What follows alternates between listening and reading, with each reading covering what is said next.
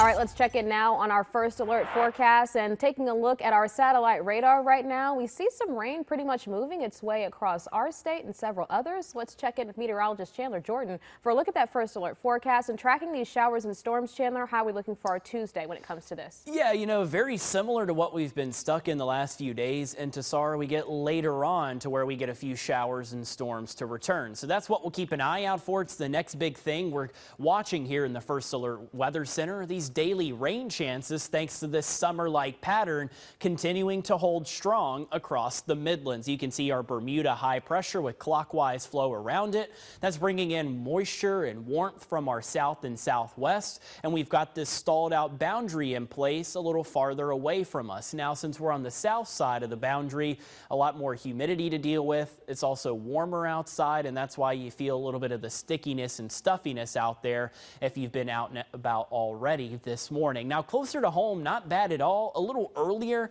we had a very small shower move over 77 throughout parts of Lancaster County. This has since moved into North Carolina, leaving us dry as we wake up out there this morning. Just a few clouds, a little bit of patchy fog, but you really can't complain too bad. It's a summer-like start to the day out there. Broad River Bridge looks pretty good as well for your commute this morning. Not too bad, just warm and muggy. Temperatures in the mid-70s as we make it later into the day, closer to your 5 o'clock commute.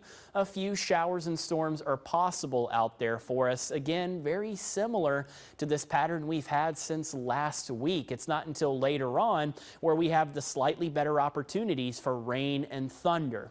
They'll begin to pick up shortly after lunchtime, but your best chance today is going to be closer to sunset. So keep that in mind if you are out and about across the region. Now, as we get into your Wednesday, Thursday, Friday, notice how our rain chances ramp up. It's thanks to the stalled out front to our north finally passing through the Carolinas. It'll pass through mainly Saturday, which is why we have storms around to start the weekend. Once it clears offshore, notice how by Sunday and Monday, our rain chances start to back off. So really these totals that you're seeing on our rainfall forecast, they more so correspond to the next 5 days. That's where a lot of these dense, rich totals of rainfall are coming from. And if you look on our scale, you can see many of us at least 1 or 2 inches can be expected as we make it into your Friday and Saturday. And I think for some of us, we could even get a little closer to the 3-inch amount, depending upon where we have some of the heavier downpours set themselves up at. So something we'll be watching closely here in the First Alert Weather Center, given our drought situation.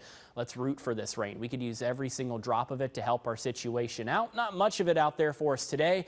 Again, better chances for that Wednesday, Thursday, Friday, even Saturday. We'll hold on to a few showers and storms. Back half of the weekend doesn't look too bad. And even into next week, I think we've got some periods of time where we're mostly dry. Just going to be humid and hot with high temperatures eventually climbing back to around 90 degrees. Make sure you stay with us. Sunrise returns for you after the break.